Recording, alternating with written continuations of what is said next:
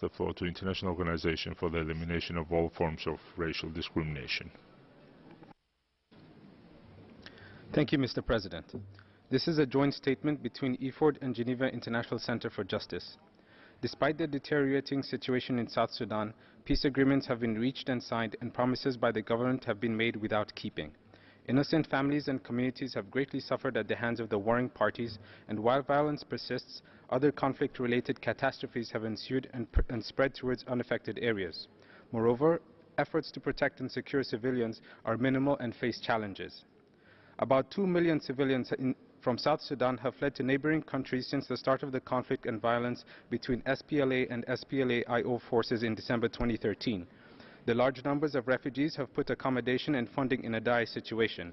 In terms of displacement, a total of almost 2.3 million South Sudanese with roughly 1 million children have been forced to flee their homes due to violence and violence-related occurrences. Concern and consideration for the physical and mental fatigue as well as trauma that the children must endure has to be seriously taken into account.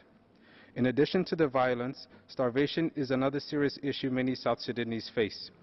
In February 2017, 3 UN agencies declared famine in parts of Unity State. Ensuing armed conflict further complicates improving the situation as it endangers and restricts humanitarian aid from reaching vulnerable people and people in need, particularly in terms of food, water, and health. Considering these challenges, we ask the Commission and all other relevant stakeholders to what extent have local peacemaking and peace-building groups and associations been involved in ending the conflict by way of actively participating in consultations of peace, reconciliation, healing, and the reconstruction of South Sudan, and what is being done to ensure their active and regular participation. Thank you.